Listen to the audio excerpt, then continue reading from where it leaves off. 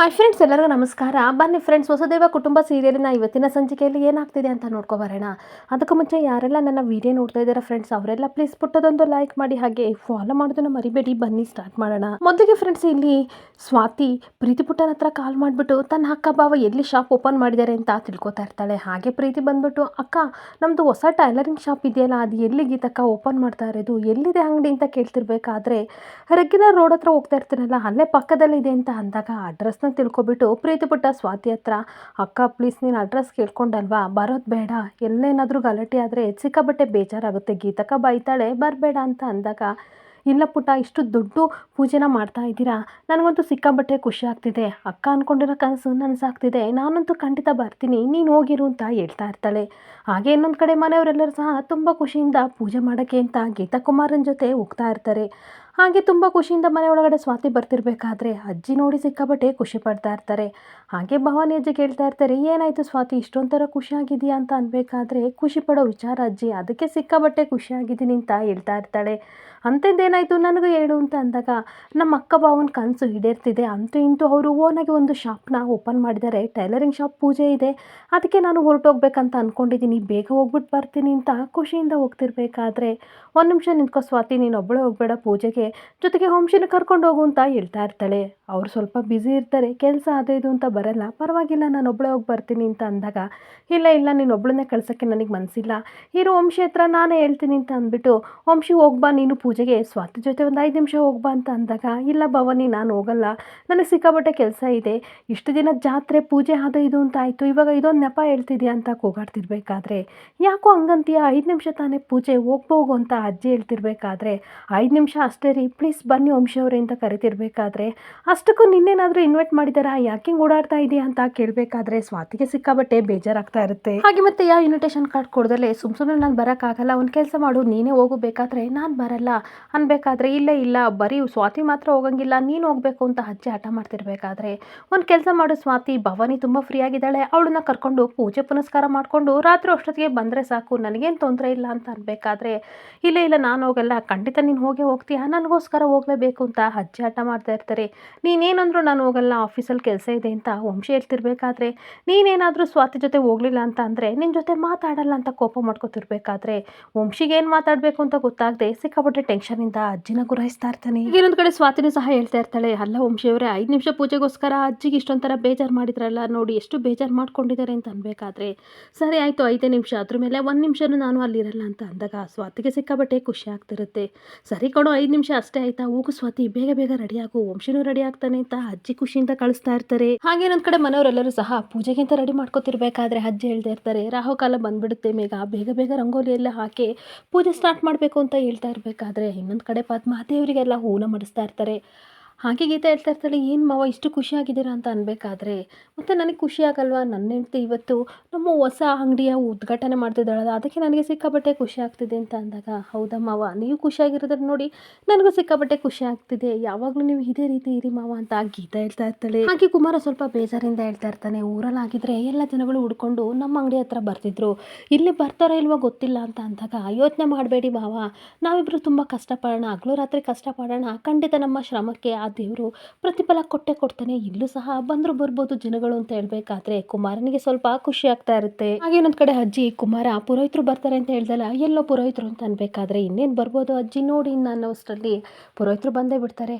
ನಮಸ್ಕಾರ ಅಮ್ಮ ಅಂತ ಅಂದಾಗ, ಪುರೋಹಿತರೆ ಬಂದ್ರ ಖುಷಿ ಆಯಿತು, ಬೇಗ ಬನ್ನಿ, ರಾಹುಕಾಲ ಮೀರಕ್ಕೂ ಮುಂಚೆ ಪೂಜೆ ಮಾಡಿರಂತೆ ಅಂತ ಅಂದಾಗ, ಹೌದಮ್ಮ ಬೇಗ ಬರಬೇಕು ಅಂತ ಹೊರಟೆ, ಆದರೆ ಈ ಬೆಂಗಳೂರು ಟ್ರಾಫಿಕ್ ಗೊತ್ತಲ್ವಾ, ಅದಕ್ಕೆ ಸ್ವಲ್ಪ ತಡವಾಯಿತು, ಪರವಾಗಿಲ್ಲ ಪೂಜೆಗೆಲ್ಲ ನೀವೇ ಚೆನ್ನಾಗಿ ರೆಡಿ ಮಾಡಿದ್ದೀರಾ ಅಂತ ಅನ್ಬೇಕಾದ್ರೆ, ನೀವು ಬರೋದು ಲೇಟ್ ಆಯ್ತಲ್ಲ, ಅದಕ್ಕೆ ತಕ್ಕ ಮಟ್ಟಿಗೆ ನಾವೇ ಮಾಡ್ತಾ ಇದ್ದೀವಿ, ನೋಡ್ಕೊಳ್ಳಿ ಏನಾದರೂ ತಪ್ಪಾಗಿದ್ದರೆ ಕ್ಷಮಿಸಿ ಅಂತ ಪದ್ಮ ಹೇಳ್ತಿರ್ಬೇಕಾದ್ರೆ, ಕಳಸ ಎಲ್ಲ ತುಂಬ ಚೆನ್ನಾಗೇ ಇಟ್ಟಿದ್ದೀರಾ, ಹಾಗೆ ಹೂವು ಹಣ್ಣು ಎಲ್ಲ ಚೆನ್ನಾಗಿ ಜೋಡಿಸಿದ್ದೀರಾ, ಬೂದ್ಗುಂಬಳಕಾಯಿ ಹೇಳಿದ್ನಲ್ಲ ಎಲ್ಲಿ ದೃಷ್ಟಿ ತೆಗಿಯೋಕ್ಕೆ ಅಂತ ಕೇಳಬೇಕಾದ್ರೆ, ಕುಮಾರ ಅಯ್ಯೋ ಮರ್ತುಬಿಟ್ಟೆ ಟೆನ್ಷನಲ್ಲಿ, ಇಲ್ಲೇ ಪಕ್ಕದ ಅಂಗಡಿಲಿ ಸಿಗುತ್ತೆ ತರ್ತೀನಿ ಅಂತ ಹೋಗ್ತಾ ಇರ್ತಾನೆ. ಹಾಗೆ ಕುಮಾರ ಅಂಗಡಿಗೆ ಹೋಗ್ತಾ ಇರಬೇಕಾದ್ರೆ ಸಡನ್ನಾಗಿ ನಿತಿನ್ ಬರ್ತಾನೆ. ನಿತಿನ ನೋಡಿ ಅವನಿಗಂತೂ ಸಿಕ್ಕಾಬಟ್ಟೆ ಖುಷಿ ಆಗ್ತಿದ್ರೆ, ಇನ್ನೊಂದು ಕಡೆ ಮೇಘನ್ಗೂ ಸಹ ಸಿಕ್ಕಾಬಟ್ಟೆ ಖುಷಿ ಆಗ್ತಿರುತ್ತೆ.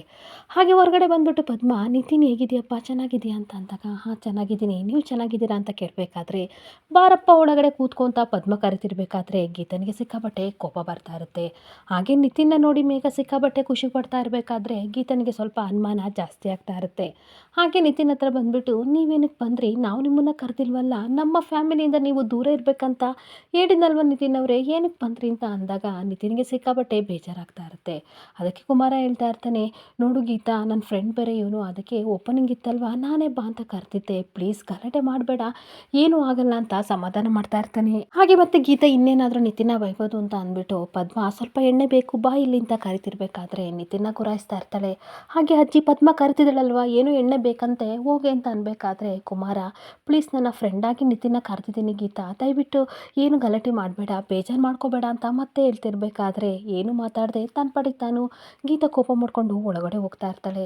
ಹಾಗೆ ಬೇಜಾರು ಮಾಡ್ಕೋಬೇಡ ಮಗ ಪ್ಲೀಸ್ ಅನ್ಬೇಕಾದ್ರೆ, ಪರವಾಗಿಲ್ಲ ಬಿಡು ನನಗೇನು ಬೇಜಾರಿಲ್ಲ ಅಂತ ನಿತಿನ್ ಹೇಳ್ತಿರ್ಬೇಕಾದ್ರೆ, ಸರಿ ಮಗ ಇಲ್ಲಿ ಕೂತಿರು, ಬೂದ್ಗುಂಬ್ಳಗಾಯಿ ಬೇಕಂತೆ ಹೋಗಿ ತೊಗೊಬರ್ತೀನಿ ಅಂತ ಅಂದಾಗ, ಬೇಡ ಮಗ ಇಲ್ಲಿ ನಿನ್ನ ಕೆಲಸ ನೋಡ್ಕೊ, ನಾನೇ ಹೋಗಿ ತೊಗೊಬರ್ತೀನಿ ಅಂತ ನಿತಿನ್ ಅಂಗಡಿ ಕಡೆಗೆ ಹೋಗ್ತಾ ಇರ್ತಾನೆ. ಹಾಗೆ ಎಷ್ಟೊತ್ತಾದ್ರೂ ನಿತಿನ್ ಬೂದ್ಗುಂಬ್ಳಗಾಯಿ ತರದಲ್ಲಿ ಇರಬೇಕಾದ್ರೆ ಕುಮಾರ, ಟೈಮ್ ಆಗುತ್ತೆ, ರಾಹುಕಾಲ ಬೇರೆ ಹತ್ರ ಬರ್ತಿದೆ ಕಣೋ, ಹೋಗೋ ನೋಡ್ಕೊಬಾ ಅಂತ ಅಂದಾಗ ಕುಮಾರನು ಸಹ ನಿತಿನ್ ಹುಡ್ಕೊಂಡು ಹೋಗ್ತಾ ಇರ್ತಾನೆ. ಅವರಿಬ್ರು ಬರ್ದಿದ್ದನ್ನು ನೋಡಿ ಇನ್ನೂ ಬರಲಿಲ್ವಲ್ಲ ಅಂತ ಪುರೋಹಿತರು, ಬೂದ್ಗುಂಬ್ಳಗಾಯಿ ಬರಲೇ ಇಲ್ಲ ಅಮ್ಮಾರೆ ಅಂತ ಅನ್ಬೇಕಾದ್ರೆ, ಸರಿ ಸರಿ ಹೋಗಿ ನೋಡ್ಕೊಬರ್ತೀನಿ ನಾನು ಅಂತ ಮೇಘ ಹೋಗ್ತಿರ್ಬೇಕಾದ್ರೆ, ನೀನು ಹೋಗಬೇಡ ಅಂತ ಗೀತಾ ಹೋಗ್ತಾ ಇರ್ತಾಳೆ. ಹಾಗೆ ನಿತಿನ್ ಬೂತ್ ಕುಂಬಳಗಾಯಿ ಹುಡ್ಕೊಂಡು ದಾರಿ ಉದ್ದಕ್ಕೂ ಹೋಗ್ತಿರ್ಬೇಕಾದ್ರೆ ಸಡನ್ನಾಗಿ ರಾಗಿಣಿ ಕಾರಲ್ಲಿ ಇಳಿದ್ಬಿಡ್ತಾಳೆ. ಹಾಯ್ ನಿತಿನ್ ಅನ್ಬೇಕಾದ್ರೆ ತಲೆ ಕೆಚ್ಕೋತಾ ಇರ್ತಾನೆ. ಏನು ನಿತಿನ್ ಹೇಗಿದೆಯಾ, ಎಲ್ಲಿಗೆ ಹೋಗ್ತಿದ್ಯಾ ಅಂತ ಅನ್ಬೇಕಾದ್ರೆ ಸೈಲೆಂಟಾಗಿ ಹಾಗೆ ನಿಂತ್ಕೊಂಡಿರೋದನ್ನ ನೋಡಿ, ಅಲ್ಲ ಕಣೋ ಆಗ್ಲಿಂದ ಮಾತಾಡ್ತಿದ್ದೀನಿ, ಯಾಕೋ ಮಾತಾಡ್ತಿಲ್ಲ ನಿತಿನ್ ಅನ್ಬೇಕಾದ್ರೆ, ಯಾಕೆ ನನ್ನ ಹಿಂದೆ ಬೆನ್ನದ ಥರ ಬೇತಾಳ ಥರ ಬೆನ್ನಿಂದ ಸುತ್ತಾ ಇದೆಯಾ ಅಂತ ಅನ್ಬೇಕಾದ್ರೆ, ನೋಡು ನಿತಿನ್, ನನ್ನನ್ನು ಬೇತಾಳ ಅಂತಲಾದರೂ ಅನ್ಕೋ ಅಥವಾ ದೆವ್ವ ಅಂತಲಾದರೂ ಅನ್ಕೋ, ನಿನ್ನಿಂದ ನಾನು ಯಾವಾಗಲೂ ಸುತ್ತಾ ಇರ್ತೀನಿ, ನಿನ್ನ ಬಿಟ್ಟು ಬದುಕೋ ಶಕ್ತಿ ನನಗಿಲ್ಲ ಅಂತ ಟಚ್ ಮಾಡ್ತಿರ್ಬೇಕಾದ್ರೆ ಮುಟ್ಬೇಡ ನನ್ನನ್ನು ಅಂತ ಬೈತಾ ಇರ್ತಾನೆ. ಹಾಗೆ ಮತ್ತೆ ಹೇಳ್ತಾ ಇರ್ತಾನೆ, ಮನೇಲಿ ಟಾರ್ಚರ್ ಕೊಟ್ಟು ಸಾಲದು ಅಂತ ಬೀದಿಗೂ ಬಂದಿದೆಯಾ ಅಂತ ಅನ್ಬೇಕಾದ್ರೆ, ಯಾಕೋ ಇಷ್ಟು ಕೋಪ ಮಾಡ್ಕೋತೀಯಾ, ನೀನು ಹೇಗಿದೆಯಾ ಅಂತ ವಿಚಾರಿಸ್ಕೊಂಡು ಹೋಗೋಣ ಅಂತ ಬಂದಿದ್ದೀನಿ ಅಂತ ರಾಗಿಣಿ ಹೇಳ್ತಿರ್ಬೇಕಾದ್ರೆ, ದಯವಿಟ್ಟು ನನ್ನ ಪಾಡಿ ನನ್ನನ್ನು ಬಿಟ್ಬಿಡು, ನನ್ನ ಪೇಷನ್ಸ್ನ ಚೆಕ್ ಮಾಡೋಕ್ಕೆ ಬರಬೇಡ, ಒಂದಲ್ಲ ಒಂದು ದಿನ ಪೇಷನ್ಸ್ ಕಳ್ಕೊಬಿಟ್ಟು ನಾನು ಏನು ಮಾಡ್ತೀನೋ ನನಗೆ ಅದೇ ಗೊತ್ತಿಲ್ಲ ಅಂತ ಅನ್ಬೇಕಾದ್ರೆ ರಾಗಿಣಿ ಸಿಕ್ಕಾಬಟ್ಟೆ ನಗಾಡ್ತಾ ಇರ್ತಾಳೆ. ಹಾಗೆ ನಗಾಡ್ಕೊಂಡು ಪುನಃ ಹೇಳ್ತಾ ಇರ್ತಾಳೆ, ನೀನು ಇಷ್ಟು ದಿನ ಏನೇನು ಮಾಡಿದ್ಯಾ ಅಂತ ನನಗೆ ತುಂಬ ಚೆನ್ನಾಗಿ ಗೊತ್ತು ಬಿಡು, ನಿನ್ನ ಕೈಲಿ ಏನೂ ಆಗಲ್ಲ ಅಂತ ಅನ್ಬೇಕಾದ್ರೆ ಅಷ್ಟೊತ್ತಿಗೆ ಕುಮಾರ ಬರ್ತಾನೆ. ಇದೇನೋ ನಿತಿನ್ ಇವಳಾಗಿರಲಿ ಬಂದಿದ್ದಾಳೆ ಅಂತ ಅನ್ಬೇಕಾದ್ರೆ, ನನ್ನ ಕರ್ಮ ಕಣೋ, ನಾನು ಎಲ್ಲೋಗ್ತೀನಿ ಅಲ್ಲೆಲ್ಲ ಬೆನ್ನತ್ತಿರೋ ಬೇತಾಳ್ತನ ಹಿಂದೆ ಬರ್ತಾಳೆ, ಏನು ಮಾಡೋದು ಎಲ್ಲ ನನ್ನ ಕರ್ಮ ಅಂತ ಬೈತಾ ಇದ್ರೆ ರಾಗಿಣಿಗಂತೂ ಸಿಕ್ಕಾಬಟ್ಟೆ ಕೋಪ ಬರ್ತಾ ಇರುತ್ತೆ. ಹಾಗೆ ಕುಮಾರನು ಸ್ವಲ್ಪ ಕೋಪ ಮಾಡ್ಕೊಂಡು, ಯಾಕೆ ಇವನಿಗೆ ಟಾರ್ಚರ್ ಕೊಡ್ತೀಯಾ, ನನ್ನ ಫ್ರೆಂಡ್ ನಿತಿನ್ಗೆ ನೀನು ಇಷ್ಟ ಇಲ್ಲ ಅಂತ ಅಂದು ಸಹ ಹಿಂದೆ ಯಾಕೆ ಬಿದ್ದಿದೀಯಾ, ಸುಮ್ಮನೆ ಬಾಯಿ ಮುಚ್ಕೊಂಡು ಹೋಗು ಅಂತ ಬೈತಿರ್ಬೇಕಾದ್ರೆ, ಏನೋ ಟೈಲರ್ ನಿಂದು ತುಂಬ ಅತಿ ಆಯಿತು, ಟೈಲರ್ ಹಂಗಿದ್ರೆ ತುಂಬಾ ಒಳ್ಳೆಯದು, ಇದು ನನ್ನ ಮತ್ತೆ ನಿತಿನ್ ಸಂಬಂಧದ ಬಗ್ಗೆ ಮಾತಾಡ್ತಿರೋದು, ನೀನಾದ್ರೂ ಮಧ್ಯಕ್ಕೆ ಬರಬೇಡ ಅಂತ ಕುಮಾರನ್ ಬೈತಾ ಇರ್ತಾಳೆ. ಹಾಗೆ ನಿತಿನ್ ಸಹ ಸ್ವಲ್ಪ ಗತ್ತಾಗಿ ಮಾತಾಡ್ತಾ ಇರ್ತಾನೆ, ಹೌದು ನಾನು ಟೈಲರೇ, ನಾವು ಟೈಲರ್ ಕೆಲಸ ಮಾಡೋದ್ರಿಂದಲೇ ನೀವು ಈ ರೀತಿ ಬಟ್ಟೆ ಹಾಕೊಂಡು ಶೋಕಿ ಮಾಡ್ತಾ ಇರೋದು, ಅಷ್ಟಕ್ಕೂ ನಿತಿನನ್ನು ಬ್ಲಾಕ್ ಮಾಡಿ ಸ್ವಾತಿನಿನ ಕಟ್ಟಾಕಿ ಮದುವೆ ಮಾಡ್ಸೋಕ್ಕೆ ರೆಡಿಯಾಗಿದೆಯಲ್ಲ, ಅದೆಲ್ಲ ನನಗೆ ಗೊತ್ತಿಲ್ಲ ಅಂತ ಅಂದ್ಕೊಂಡಿದ್ಯಾ ಅಂತ ಅನ್ಬೇಕಾದ್ರೆ, ಅವ್ನು ಮಾತಾಡೋದನ್ನ ಕೇಳ್ಕೊಂಡು ಇವಳಿಗೆ ಸಿಕ್ಕಾಬಟ್ಟೆ ಶಾಕ್ ಆಗ್ತಾ ಇರುತ್ತೆ. ನಮ್ಮ ಸ್ವಾತಿಯಿಂದ ಏನಕ್ಕೆ ಬಿದ್ದಿದೀಯಾ, ನೀನು ನಿಮ್ಮ ಅಪ್ಪ ಎಲ್ಲ ಸೇರ್ಕೊಂಡು ನಮ್ಮ ಹತ್ರ ಇರೋದನ್ನೆಲ್ಲ ಕಿತ್ಕೊಂಡಿದ್ದೀರಲ್ಲ, ಮತ್ತೇನಕ್ಕೆ ತೊಂದರೆ ಕೊಡ್ತೀಯಾ ಅಂತ ಕುಮಾರ ಕೇಳ್ತಿರ್ಬೇಕಾದ್ರೆ, ನಿನಗೆ ಆಗಲೇ ಹೇಳಿದ್ದು ಅರ್ಥ ಆಗಲಿಲ್ವಾ, ಇದು ನನಗೂ ನಿಂತಿಗೂ ಸಂಬಂಧಪಟ್ಟಿದ್ದು, ನಾನು ನಿತಿನು ಮಾತಾಡ್ಕೋತೀವಿ, ನಿನಗೆ ಇದಕ್ಕೂ ಸಂಬಂಧ ಇಲ್ಲ, ಇಲ್ಲಿಂದ ಹೊರಟೋಗು ಅಂತ ಬೈತಾ ಇರ್ತಾಳೆ. ಹಾಗೆ ಕುಮಾರನು ಸಹ ಕೋಪ ಮಾಡ್ಕೊಂಡು ಹೇಳ್ತಾ ಇರ್ತಾನೆ, ನಾನು ಹೊರಟೋಗಲ್ಲ, ಏನೀಗ ನೀನು ನಿಮ್ಮಪ್ಪ ಸೇರ್ಕೊಂಡು ನಮ್ಮ ಹತ್ರ ಇರೋದನ್ನೆಲ್ಲ ಕಿತ್ಕೊಂಡ್ರಿ, ಇವಾಗ ನಿನಗೆ ಎದುರ ಅವಶ್ಯಕತೆ ನನಗಿಲ್ಲ, ನಿತಿನ್ ನನ್ನ ಫ್ರೆಂಡು, ಅವನ ವಿಷಯಕ್ಕೆ ಏನಾದರೂ ಬಂದರೆ ನಿನ್ನೂ ಸುಮ್ಮನೆ ಬಿಡಲ್ಲ, ಅವನಿಗೆ ಸಪೋರ್ಟಾಗಿ ನಾನು ಯಾವಾಗಲೂ ಇರ್ತೀನಿ ಅಂತ ಕುಮಾರ ವಾರ್ ಮಾಡ್ತಿರ್ಬೇಕಾದ್ರೆ, ಕೈಯಲ್ಲಿ ಬಿಡ್ಗಾಸಿಲ್ದ್ರೂ ಸಹ ಅಂತ ಕೊಬ್ಬಿನ ಮಾತಿಗೇನು ಕಮ್ಮಿ ಇಲ್ಲ ಅಂತ ಕುಮಾರನ ದೂಕಿದ ತಕ್ಷಣ ಸಡನ್ ಆಗಿ ಗೀತಾ ಬಂದು ಅವನನ್ನ ಹಿಡ್ಕೊಬಿಡ್ತಾಳೆ. ಹಾಗೆ ಏನೇ ರಾಗಿಣಿ ನಿಂದು ಅತಿ ಆಯಿತು, ಏನೇ ನಿಂದು ರೋಡಲ್ಲಿಲ್ಲ ಅಂತ ಅನ್ಬೇಕಾದ್ರೆ, ನನ್ನೇನೆ ಕೇಳ್ತೀಯಾ, ನಿನ್ನ ಗಂಡನ ಕೇಳು ಅಂತ ಗೀತನ್ ಬೈತಾ ಇರ್ತಾಳೆ. ಹಾಗೆ ಗೀತನು ಸಹ ಕೋಪ ಮಾಡ್ಕೊಂಡು, ಏನೇ ಅನ್ಕೊಂಡಿದ್ಯಾ ನಮ್ಮ ಫ್ಯಾಮಿಲಿ ಬಗ್ಗೆ, ಯಾರು ಬೇಕಾದರೂ ಬಂದು ಅಟ್ಯಾಕ್ ಮಾಡ್ಬೋದು ಅಂತ ಅನ್ಕೊಂಡಿದ್ಯಾ, ಅಷ್ಟಕ್ಕೂ ನನ್ನ ತಂಗಿ ನಿನಗೆ ಏನೇ ಅನ್ಯಾಯ ಮಾಡಿದ್ಲು, ಅವಳು ಏನಕ್ಕೆ ಕಿಡ್ನಾಪ್ ಮಾಡಿದ್ಯಾ ಅಂತ ಓಡೋಕೆ ಅಂತ ಹೋಗ್ತಿರ್ಬೇಕಾದ್ರೆ, ಗೀತಾ ಸುಮ್ಮನಿರು ಅಂತ ಕುಮಾರ ಗೀತನ ಕೈ ಹಿಡ್ಕೊಂಡ್ರೆ ಈ ಕಡೆ ರಾಗಿಣಿಗೆ ಸಿಕ್ಕಾಬಟ್ಟೆ ಹೆದರಿಕೆ ಆಗ್ತಾ ಇರುತ್ತೆ. ಹಾಗೆ ಮತ್ತೆ ಗೀತಾ ಸಿಕ್ಕಾಬಟ್ಟೆ ಕೋಪ ಮಾಡಿಕೊಂಡು, ನಿಮ್ಮಪ್ಪ ನಮ್ಮ ಹತ್ರ ಇರೋ ಅಧಿಕಾರ, ಹಣ, ಹಾಗೆ ಮನೆ ಎಲ್ಲನೂ ಕಿತ್ಕೊಂಡು ನೀರು ಕುಡ್ದ, ಹಾಗೆ ನೀನು ಅಷ್ಟು ಸಾಲದು ಅಂತ ನನ್ನ ತಂಗಿ ಜೀವನದಲ್ಲೂ ಆಟ ಆಡ್ತಿದ್ದಿ, ಇವಾಗ ನನ್ನ ಗಂಡನ ಜೀವನದಲ್ಲೂ ಆಟ ಆಡಕ್ಕೆ ಬಂದಿದ್ದೀಯಾ ಅಂತ ಉಗಿತಾ ಇರ್ತಾಳೆ. ಹಾಗೆ ನನ್ನ ತಂಗಿ ತಂಟೆಗೆ ಏನಾದರೂ ಬಂತು ಅಂತ ಅಂದರೆ, ಜೀವನ ಪೂರ್ತಿ ನಾನು ಜೈಲಲ್ಲಿ ಇದ್ರೂ ಪರವಾಗಿಲ್ಲ ಕಣೆ, ನಿಮ್ಮನ್ನಂತೂ ಜೀವಂತವಾಗಿ ಬಿಡಲ್ಲ, ಆ ರೀತಿ ಮಾಡ್ತೀನಿ ಅಂತ ಬೈದ್ಬಿಟ್ಟು ಬನ್ನಿ ಮಾವ ಹೋಗೋಣ ಅಂತ ಹೋಗ್ತಾ ಇರಬೇಕಾದ್ರೆ ಮತ್ತೆ ವಾಪಸ್ ಬಂದು, ನೋಡಿ ನಿತಿನ್ ಅವರೇ, ನೀವು ಅಷ್ಟೇ ನಮ್ಮ ಫ್ಯಾಮಿಲಿಯಿಂದ ಆದಷ್ಟು ಎಷ್ಟು ದೂರ ಇರಬೇಕೋ ಅಷ್ಟು ದೂರ ಇರ್ರಿ, ಇಲ್ಲ ಅಂತಂದರೆ ನಿಮ್ಮ ಜೊತೆ ಈ ಪೀಡೆಗಳು ಸಹ ಬರ್ತಾ ಬರ್ತವೆ ಅಂತ ಅಂದಾಗ ಏನಂದೆ ನೀನು ಅಂತ ರಾಗಿಣಿ ಗೀತನ ಹೊಡೆಯೋಕ್ಕೆ ಅಂತ ಹೋಗ್ತಾ ಇರಬೇಕಾದ್ರೆ ಸಡನ್ನಾಗಿ ಈ ಕಡೆ ನಿತಿನ್ ಕೈ ಹಿಡ್ಕೊಂಡು ಅವಳನ್ನ ಗುರಾಯಿಸ್ತಾ ಇರ್ತಾನೆ. ಹಾಗೆ ಎಲ್ಲರೂ ಸಹ ರಾಗಿಣಿಗೆ ಬೈದು ಹೋಗ್ತಾ ಇದ್ರೆ ಅವಳಿಗೆ ಸಿಕ್ಕಾಪಟ್ಟೆ ಕೋಪ ಬರ್ತಾ ಇರುತ್ತೆ. ಇಷ್ಟು ದಿನ ಆ ಸ್ವಾತಿ ಮಾತ್ರ ನನ್ನ ಶತ್ರು ಅಂತ ಅನ್ಕೊಂಡಿದ್ದೆ, ಇನ್ಮೇಲೆ ಆ ಲಿಸ್ಟಲ್ಲಿ ನೀನು ಇದೆಯಾ ಕಣೆ, ನಿನ್ನನ್ನು ಮಾತ್ರ ಸುಮ್ಮನೆ ಬಿಡಲ್ಲ, ನನ್ನ ಮೇಲೆ ಕೈ ಮಾಡಕ್ಕೆ ಬಂದೆ ಅಲ್ವಾ, ನಿನಗೊಂದು ಗತಿ ಮಾಡ್ತೀನಿ ಅಂತ ಯೋಚನೆ ಮಾಡ್ತಾ ಇರ್ತಾಳೆ. ಹಾಗೆ ಇನ್ನೊಂದು ಕಡೆ ಪುರೋಹಿತರು ಪೂಜೆ ಎಲ್ಲ ಮಾಡ್ತಿರ್ಬೇಕಾದ್ರೆ ಇನ್ನು ಬೂದ್ ಗುಂಬಳಕಾಯಿ ಬರಲೇ ಇಲ್ಲಮ್ಮ ಅಂತ ಅನ್ಬೇಕಾದ್ರೆ ಅಷ್ಟೊತ್ತಿಗೆ ಗೀತಾ ಮತ್ತೆ ಕುಮಾರ ಗುಂಬಳಕಾಯಿನ ತಗೊಬರ್ತಾರೆ. ಎಲ್ಲಪ್ಪ ಹೋಗಿದ್ರಿ ಅಂತ ಅಂದಾಗ ಎಲ್ಲೆಲ್ಲೂ ಸಿಗ್ಲಿಲ್ಲ, ಮಾರ್ಕೆಟಿಗೆ ಹೋಗಿದ್ವಿ ಅತ್ತೆ ಅಂತ ಅಂದಾಗ ಸರಿ ಸರಿ ಬರ್ರಪ್ಪ ಪೂಜೆ ಮಾಡೋಣ ಅಂತ ಪುರೋಹಿತರು ಕರಿತಿರ್ಬೇಕಾದ್ರೆ ನಿತಿನ್ ಎಲ್ಲಿ ಅಂತ ಕೇಳ್ತಾ ಇರ್ತಾಳೆ. ಏನೋ ಇಂಪಾರ್ಟೆಂಟ್ ಕಾಲ್ ಇತ್ತು ಅದಕ್ಕೋಸ್ಕರ ನಿತಿನ್ ಹೋದ ಅಂತ ಅಂದಾಗ ಈ ಕಡೆ ಮೇಘನ್ಗೆ ಸ್ವಲ್ಪ ಬೇಜಾರಾಗ್ತಾ ಇರುತ್ತೆ. ಹಾಗೆ ಗಂಡ ಹೆಂಡತಿ ಇಬ್ಬರು ಸಹ ಬಂದು ಭಕ್ತಿಯಿಂದ ದೇವರಿಗೆ ಪೂಜೆ ಮಾಡಿ ಹಾಗೆ ಭಕ್ತಿಯಿಂದ ಬೇಡ್ಕೊಂಡು ಅರ್ಪಣೆ ಮಾಡಿ ಅಂತ ಅಂದಾಗ ತುಂಬ ಭಕ್ತಿಯಿಂದ ಗೀತಾ ಬೊಟ್ಟಿಗೆ ಒಳ್ಳೇದಾಗ್ಲಿ ಅಂತ ಗೀತಾ ಮತ್ತೆ ಕುಮಾರ ಭಕ್ತಿಯಿಂದ ದೇವ್ರನ್ನ ಪ್ರಾರ್ಥನೆ ಮಾಡ್ತಾ ಇರ್ತಾರೆ. ಹಾಗೆ ಎಲ್ಲರೂ ಭಕ್ತಿಯಿಂದ ಪೂಜೆ ಮಾಡ್ತಿರ್ಬೇಕಾದ್ರೆ ಸ್ವಾತಿ ಬರ್ತಾರೆ. ಸ್ವಾತಿನ ನೋಡಿ ಈ ಕಡೆ ಪದ್ಮನಿಗೆ ಸಿಕ್ಕಾಬಟ್ಟೆ ಖುಷಿಯಾಗಿ ಸ್ವಾತಿ ಅಂತ ಅಂದಾಗ ಗೀತನಿಗೆ ಸ್ವಲ್ಪ ಬೇಜಾರಾಗ್ತಾ ಇರುತ್ತೆ. ಹಾಗೆ ದೊಡ್ಡದೊಂದು ಫ್ಲವರ್ ಬಕ್ಕೆ ತಂದು ಅಕ್ಕನಿಗೆ ಕಂಗ್ರಾಟ್ಸ್ ಹೇಳ್ತಿರ್ಬೇಕಾದ್ರೆ ಅವಳಿಗೆ ಸಿಕ್ಕಾಬಟ್ಟೆ ಕೋಪ ಬರ್ತಾ ಇರುತ್ತೆ. ಹಾಗೆ ಇನ್ನೊಂದು ಕಡೆ ಕುಮಾರನಿಗೆ ವಂಶಿ ಕಂಗ್ರಾಟ್ಸ್ ಹೇಳಿದಾಗ ಥ್ಯಾಂಕ್ ಯು ಬ್ರೋ ಅಂತ ಹೇಳ್ತಾ ಇರಬೇಕಾದ್ರೆ ನೀನೇನಕ್ಕೆ ಬಂದೆ ಇಲ್ಲಿಗೆ ಅಂತ ಹೇಳ್ತಾ ಇರ್ತಾಳೆ.